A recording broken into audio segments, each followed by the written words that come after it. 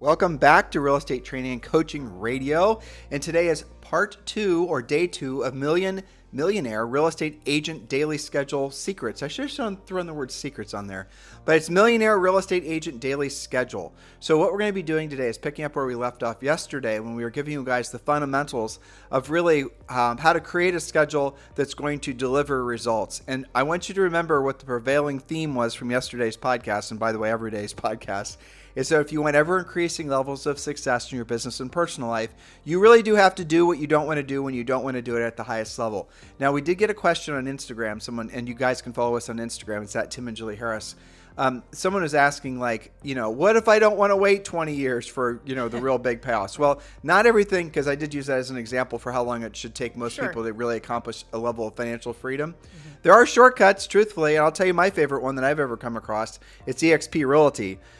Julie and I have been in the business for decades, and we've bought rental properties, and we've built businesses, we've sold businesses, we've just done everything imaginable. We've developed real estate as limited partners and just done it ourselves, everything. And I've never seen anything outside of winning the lottery, I have to say, that is potentially as lucrative as Exp Realty is because of the revenue share program. I mean, not only is Exp Realty a great brokerage, it's great for new agents, seasoned, veteran agents that are up and comers. Best tech stack in the industry. Essentially, it's an international brokerage over 24 different countries now, and obviously United States and Canada, almost 100,000 agents. The fact is that you guys listening are in one of two camps. You're either ready to join Exp Realty or you're Exp Realty curious, right?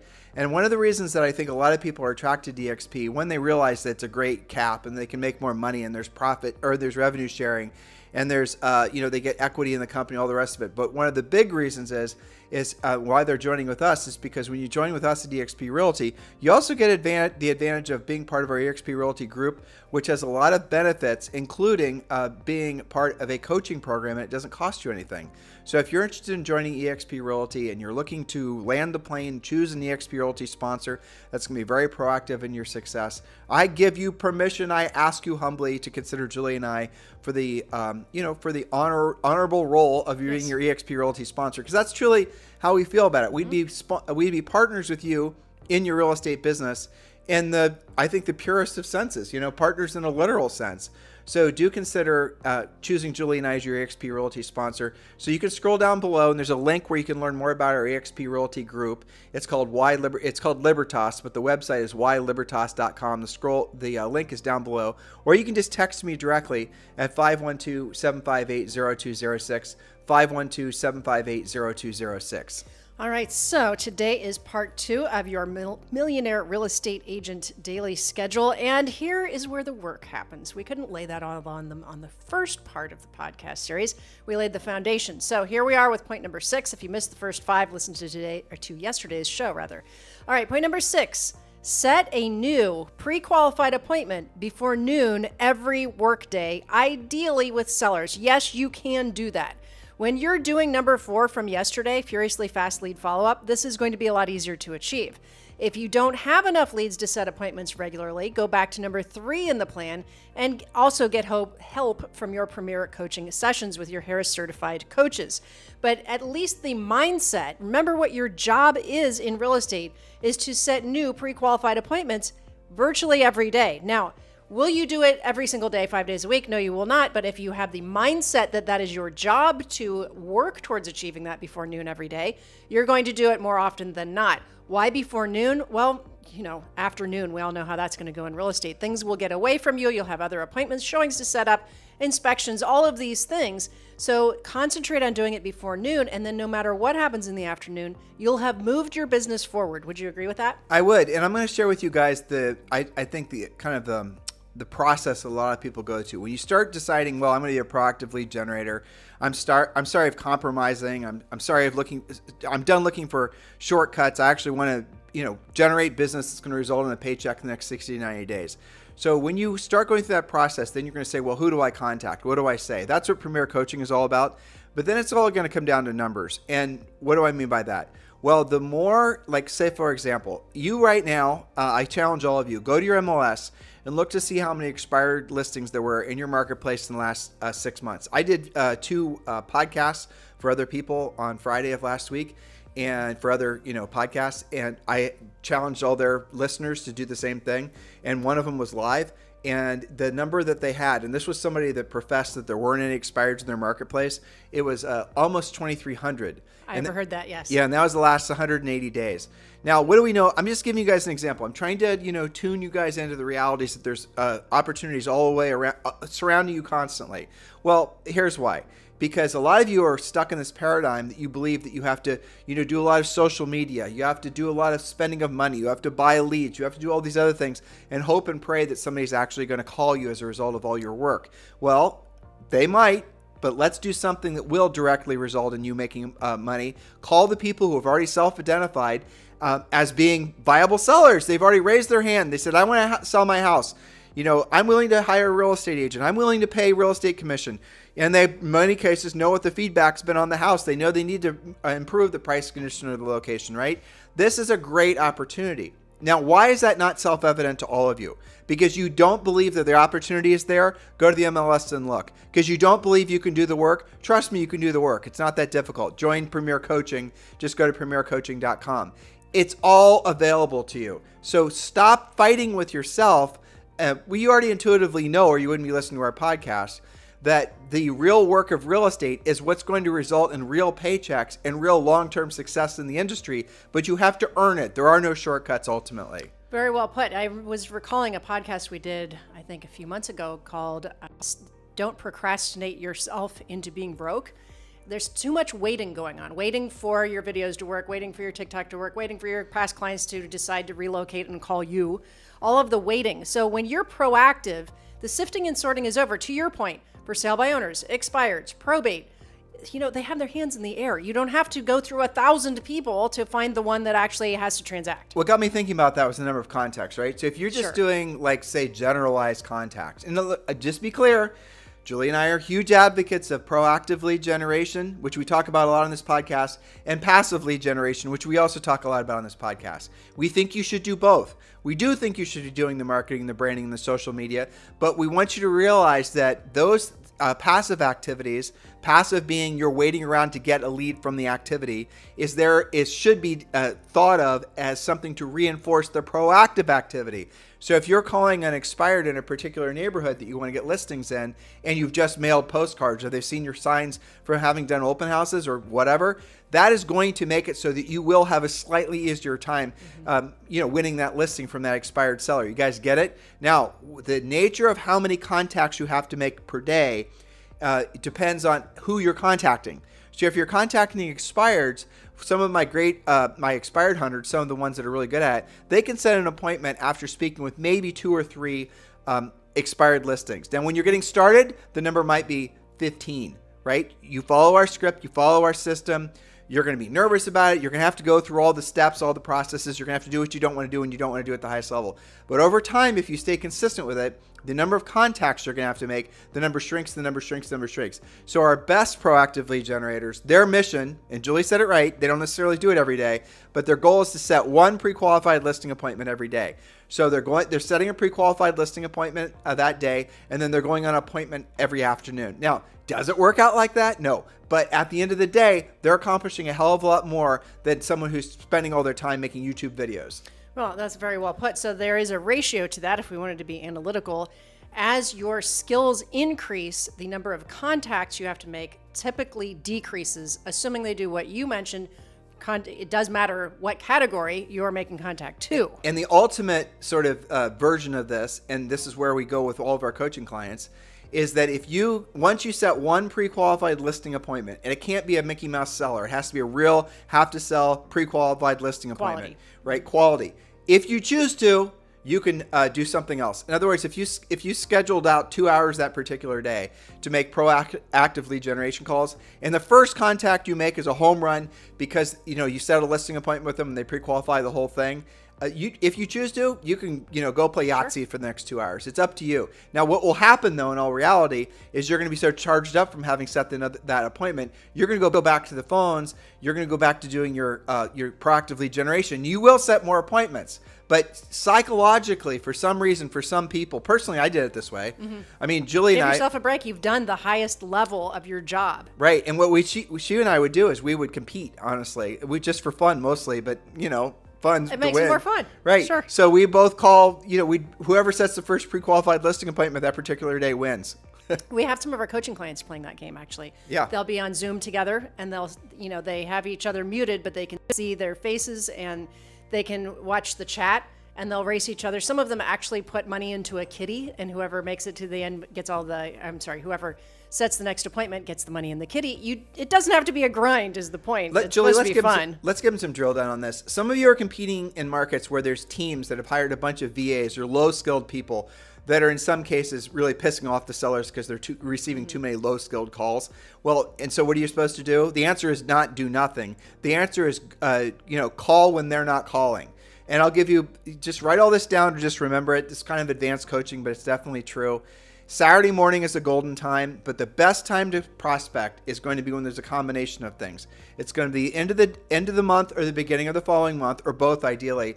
When those end of the month, beginning of the month falls on a weekend, and if it's over a holiday, and there's 5 or 6 times during the year where it's like that, that is going to be a time where your competitors aren't calling and their VAs aren't calling, and you're going to be able to set a lot more appointments. Everybody, generally speaking, is going to be at home in a good mood, right? Yeah, Monday holidays are the best. Yeah, for sure. President's Day, Memorial Day, Labor Day, stuff like that. But don't say to yourself, well, I'm only going to call on those days, because if you operate like that, then you're never going to be good enough to even get appointments on the easier days. No, those are just the best days. Right, exactly. All right, so speaking of being proactive, point number 7, door knock or call at least one unrepresented seller, otherwise known as for sale by owners, each day. 100% of you listening can do this.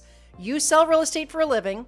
They have a home to sell. Their phone number is on the sign. I mean, what could be more direct than that? And use our script, guys. It's not difficult. Hi, I'm Tim Harris with ABC or Exp Realty. And as you might be aware, we work with a lot of buyers in the area. And I see that you've got this great house for sale. I make it my priority to preview every new listing that comes for sale and just get the conversation started. And then what you're going to discover when you're talking that for sale by owner, it's in the script. But Mr. Seller, I mean, this is a fantastic property. You've done a great job marketing. You've done a great job pricing it. There's no doubt in my mind you can sell this property. But I'm just curious, why did you decide to sell this yourself? And what you're going to hear is you think they're going to say commission. They very rarely do. What they're going to say is they didn't know an agent and they had time before before they're really under pressure. New construction done in 4 months. Relocation happens in 90 days, whatever. So they thought they had time to try to sell it themselves, and they didn't have a real estate agent in their back pocket. In those types of appointments, or opportunities, which will be 80% of the time with for sale by owners, are very simple to convert to a seller. So Mr. Seller, like I said, I'm 100% positive you can sell your house yourself. I know maybe as a real estate agent, I shouldn't be telling you that, but it's true. I mean, you priced it well. The house is in great condition, great location. But I'm curious, why did you decide to sell it yourself? Well, I don't have to sell, let's just say they say a commission objection, okay? Well, I wanted to save the commission. Okay, well, I respect that, Mr. Seller. And if I had a great property like this myself and I wasn't a licensee, I might think the same way. But let me ask you a question. If I were to pop by with a buyer that wanted to purchase the house at your price, closer on your schedule, and this buyer had no issues with the financing, no issues with the appraisal, no issues with the home inspection, no issues with the possession. In other words, this is the buyer you've been hoping for. And, Mr. Seller, the check I hand you at closing meets or exceeds your financial expectations. In other words, you get to have your cake and eat it too. Mr. Seller, if I could do all those things for you and I could prove it to you that I could, why wouldn't you list the house with me? And what they're going to say, almost like 99% of the time, is they're going to say, if you can show me you can do all that, I would list the house with you. That is your game to lose at that point, dear listener. Yes, you're being a problem solver, right? And sometimes they haven't realized that you are the problem solver they're looking for until you use a great script showing them what you're really saying. You did a lot of the script, not the entire script, because that's right. Part of coaching. But what you're really saying is, gosh, you might be able to do that. But in your mind, you're thinking, why would you want to? That's not the script. You're showing them if you can handle all of the hassles and take care of their objection, which is I wanted to save the commission, the check that you hand them at closing or the transfer they get to their bank after closing is the same or better than you could do on your own, well, why wouldn't you go ahead and move forward listings? It just makes sense. But there's other layers to that too. Like, they don't realize all the Mickey Mouse that goes into trying to sell a house, or maybe they do, but they don't want to do it. They don't want the legal liability. They don't want to deal with pre-qualifying the other agents with the buyers or even the other buyers. And there's, again, depending on your market, they're going to discover that most of the people that are looking for sale by owners aren't really the best buyers. They're the people that can't get financing. They're the people that, again, can't get financing, so they're going to ask for owner financing. Maybe they're self-employed and they don't have verifiable income. Or a lot of cases, they're going to be agents, they're going to be buyers that aren't working with real estate agents because the real estate agents won't work with them because the real estate agents know that the buyer can't really, purchase because they can't get a mortgage. Right. And so what you have this conversation, I didn't give you guys a script, but when you sort of shine light on the fact that the seller, letting them know that you know what they're dealing with, they're going to agree that if you can deliver to them the net result that they want in the form of money, again, this is a seller with this commission objection, they're going to list the house with you. And then you get it. Okay, so Mr. Seller, of course you'd list the house with me. So ideally, how soon do you want this property sold? And this is also, by the way, very similar to the script you use when you call them. And they're going to say, well, we need to have the house sold by, some day in 90 days from now. 90 days. Wow, that doesn't give us a lot of time. So and then you go back to the script and you get them, understanding the process, and then you'll set the appointment and then you'll take the listing. Oh, Tim, there's so many people that are mailing things to all these for sale by owners, doing all the rest of it. I know, but there's nobody calling. And if they are calling, they're not calling at a high level. They're not really delivering essentially a script, a conversation outline, which is what a script truly is, that's going to be about the seller, not about, you as an agent. All kinds of high level, frankly, professionalism that you're going to be introducing that seller to because you're using our content, our material, our training, our coaching. And then if you're doing this in person, and I will tell you, most of you will be more effective. It's not as efficient, but you'll be more effective if you go to a door than if you are calling them. Yes. Because you can everyone can read micro expressions, right? They can read yours, you can read theirs. It's going to be way harder for them to reject you or not answer your questions if you're looking at them. And that's... Yeah, and there's a built-in objection handler too. If they say, well, I've got 12 calls today, I can appreciate that. You must be tired of the phone ringing, but has anyone actually come to meet you? I'm the only one on your doorstep right now. And another version of that is 12 calls. That doesn't surprise me. This is a terrific home. And then get back to it. Yes, exactly. Again, there's nuances to it. This is what you get in coaching. We can't do all of this on a podcast. But speaking of being proactive, point number 8, similar to number 7, different, door knock or call at least one expired seller listing per day with your pre-listing package. The best expireds do relist right away and almost always sell right away with a fresh approach, repositioning of price in some cases, and upgraded staging or correction of negative feedback. Refer to our many podcasts about expired listings, and if you're a Premier Coaching member, find your expired script and get to work. It is similar to many of the parts of the script that Tim just did with the for sale by owner script, but there are some little ins and outs. So that's another reason to join coaching. Just getting back to, I'm thinking FSBOs, right? So if you can call FSBOs. One of our show sponsors is RedX. They do sell you guys access to FSBO information for sale by owner, unrepresented owners in your marketplace. And the link down below, you guys can see it for RedX. That's a great source just to get all the phone numbers yourself. You don't have to get it yourself. But you can call them and use our scripts and then set up an appointment to preview the house. And then when you're previewing the house, then you can actually pre-qualify them as you're going through the house and find out why they're selling it, what their time frame is, and all the rest of it. Oh, and by the way, you probably do have a buyer for that house, added benefit. Now, I did forget to mention, if you guys are interested in joining Exp Realty and you're ready to choose your sponsor, text me directly at 512-758-0206. 512-758-0206. I didn't mention that before. Or if you're just looking for more information about Exp Realty, the link is down below along with all of our show notes. Very well said. Point number 9, again, we're talking about your powerful success schedule. Speak with all pending clients, pending clients with transaction updates every other day or as necessary based on your deadlines. Don't be out of sight, out of mind. Now, if you do have a transaction coordinator, be sure that they're on top of all of your pending files. Even with a TC, you should be speaking with your pending clients at least once per week. They don't like to feel delegated. They don't like to feel abandoned. In coaching, we teach you how to do a very professional, we call it the handoff script, when you are sending them to your transaction coordinator. If you don't do that, We've had lots of instances where agents are like, oh my gosh, this client got really mad at me, or they didn't ever call the TC back. Well, that's because they got some call from Sophia in your office that they've never heard of before. They don't know what the heck's going on. There's a way to do this so that they feel and they know that you are overseeing that transaction. And by the way, sometimes the worst time to tell them about your team is when you're trying to take the listing, because at this point, a lot of them have had bad experiences with team members from maybe other real estate groups that have, fumbled the ball when they were calling, maybe even to schedule a listing appointment. So be very, very careful about being overly braggadocious or proud about your big team, because you'll be shocked how often that's a turnoff, especially with upper end sellers. That's so true. I'm glad that you brought that out. And that is that conversation, that script actually is part of our listing presentation where we're talking about, and again, this gets back to coaching. If you have a team, it's slightly different than if you don't have a team. How do you talk about teams? I remember you and I used to compete by talking about how we didn't delegate the responsibility.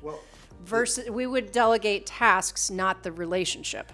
So the script essentially is, Mr. Seller, listen, I want you to, and we would show them our team members, right?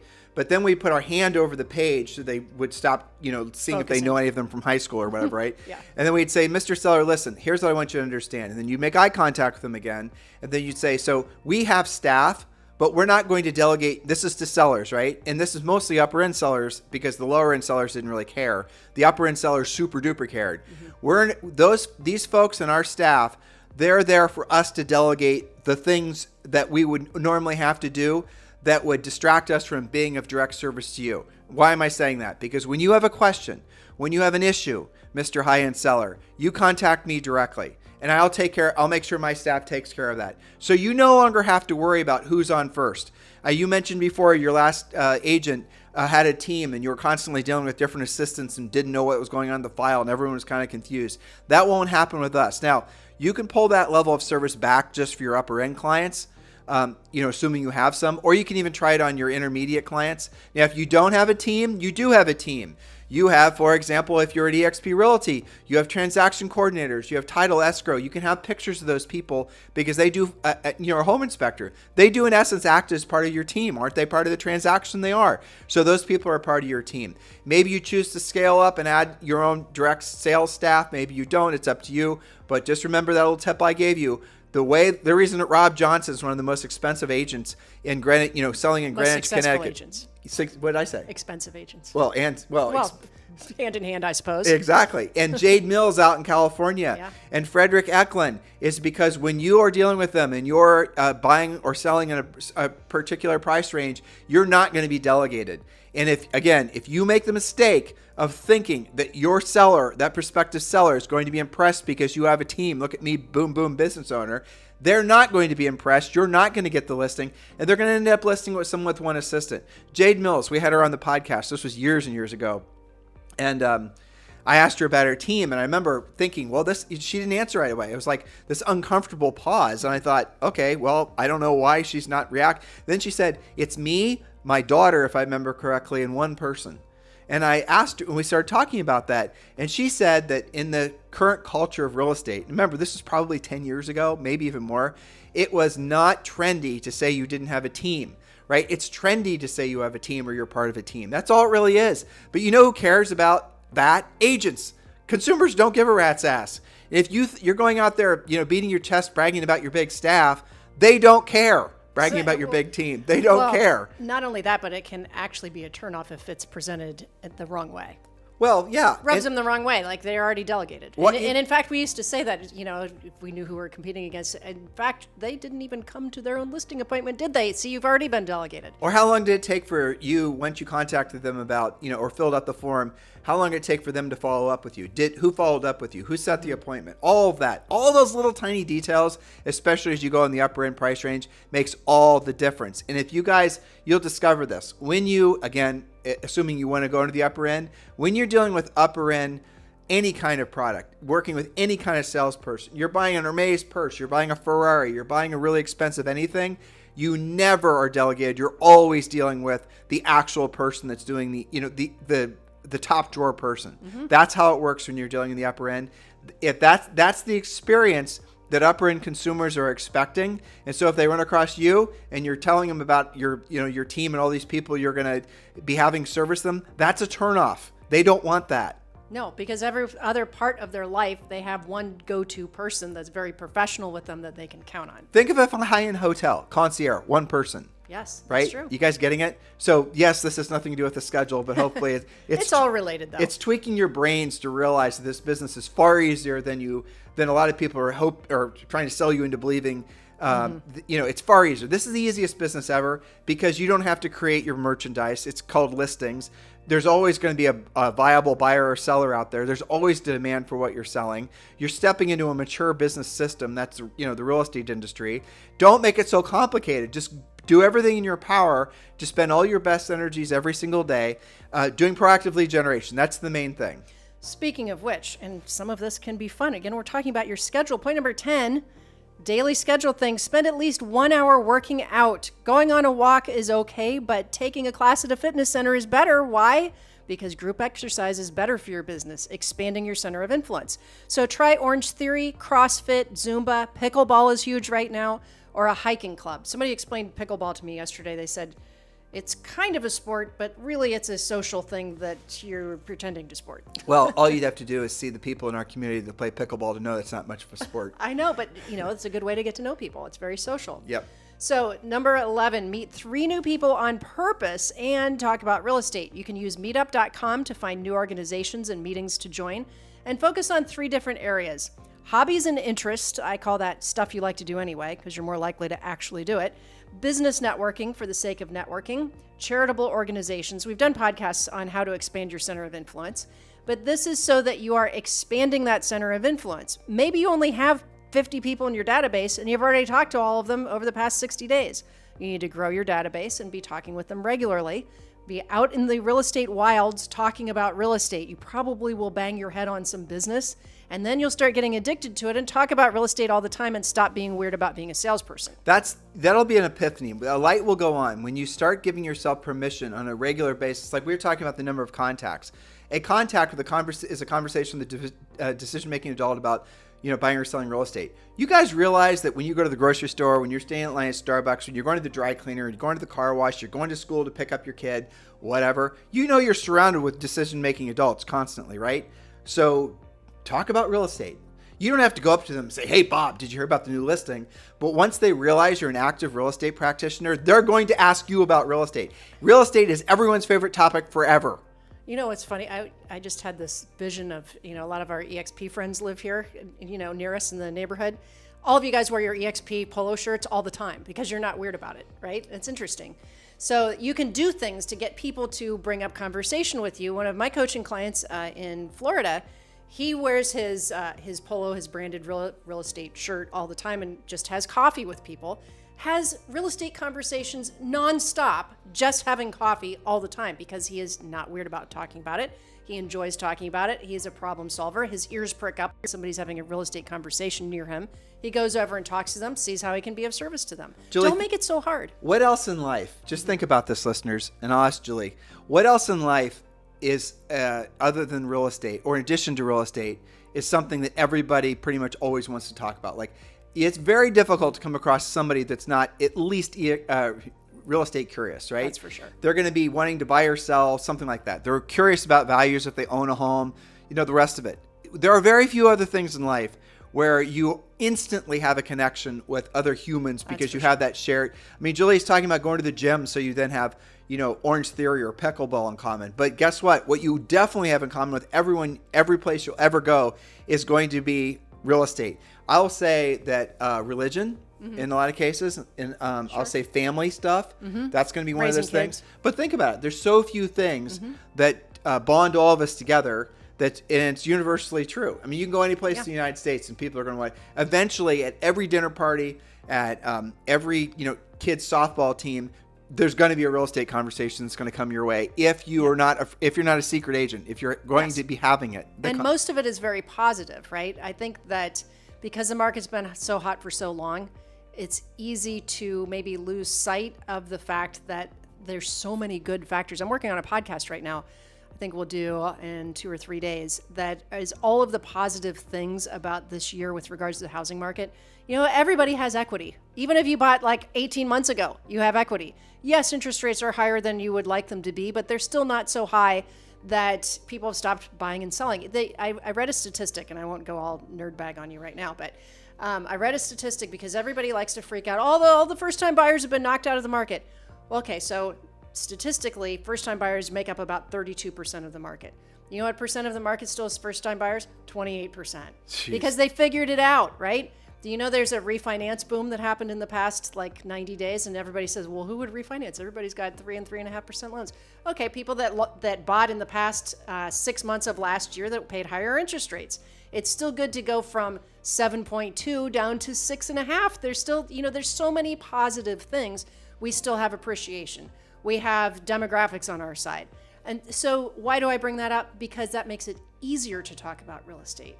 I remember during the housing crash, it was harder. It was more stressful when people were losing their houses, when they were suffering, when there was a lot of drama in the market. Now it's positive. The prevailing point you're making is that when you're talking with homeowners in particular, they're going to be wanting to talk to you because you're only going to have good news for them. Exactly. And they're going to feel good after talking to you because you can just focus on what real estate locally has increased, inflated, depreciated by in the last 6 months. I mean, real estate on the low end is expected to increase in value in the United States. I realize there's not one market by at least 5%, but you guys are already looking in the MLSs, and I think you're realizing in many markets it's going to be double digits again.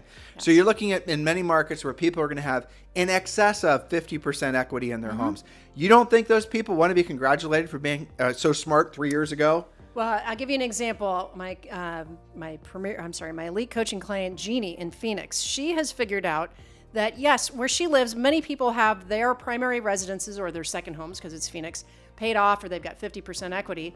And they're, this is like their 5th or 6th house, and they've moved up, right? Expensive price range. Guess what they're buying? Guess what her marketing thing that's working is? She's sending postcards, emails, making calls, going on walks, being very social, talking about the advantages of buying a house for your college-age kid versus paying for all that expensive kind of crappy housing that's on college campuses.